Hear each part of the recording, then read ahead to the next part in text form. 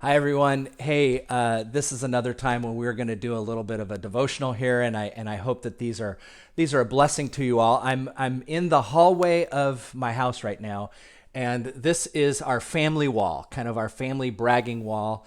And I wanted to start here because of the devotional I wanted to share today. Kind of, I think, connects with what I see in this picture and what I experienced during this time.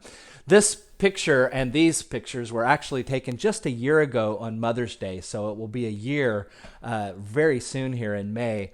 And we're all together in this picture, and it was the first time that we all had been together as a family since Campbell was born, and we had all the kids here, our son and his wife from Washington State, our other son who is going to school in North Carolina, but we were all together, and it was just a wonderful time for us to be together.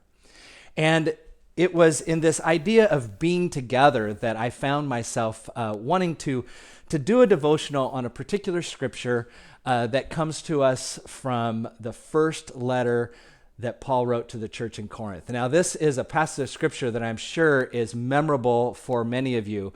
In fact, it's one of those scriptures that we hear almost every time we go to a wedding. So much so that some people are sick of it. And that's what's sad, is because this is such a powerful passage, but it's been connected with weddings, and it's kind of a schmaltzy kind of thing now because of that. And yet they are profound words that Paul was speaking to the church in a time when they needed these words most. You see, the church that he was writing to was a very divided church. They were divided over ideologies. They were divided over practices. They were divided over their leaders. They were so divided. And so Paul was trying to speak power into them. He was trying to speak truth into their divisions to bring them together. And Paul talked about a lot of things that could bring them together. And as he was doing that, he gets to the spot in this letter where he tells them that he wants to provide for them a more excellent way to be together as a community. And so, right after saying that, I am going to provide for you a more excellent way, Paul says these words. If I speak with the tongues of mortals and of angels, but do not have love, I am a noisy gong or a clanging cymbal. And if I have prophetic powers and understand all mysteries and all knowledge, and have all faith, so as to remove mountains, but do not have love, I am nothing. If I give away all my possessions, and if I hand over my body so that I may boast, but do not have love, I gain nothing. Love is patient. Love is kind. It is not envious or boastful or arrogant or rude. It does not insist on its own way. It is not irritable or resentful. It does not rejoice in wrongdoing, but rejoices in the truth. It bears all things, believes all things, hopes all things, endures all things. Love never ends. You see, I'm sharing this with you because throughout this time of social distancing, when Melanie and I found that we were together more often than we were in the past, we suddenly began to find that we were getting a little snippy at each other. Maybe others of you had this experience as well. I mean, I would hate to think that we were the only ones.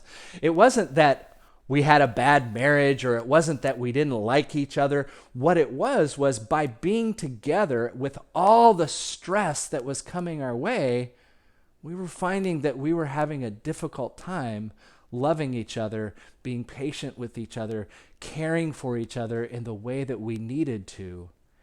And I knew that something needed to change, that we needed to be reminded of the love that we had for each other, as each of us, I think, need to be reminded of the love that we have for each other.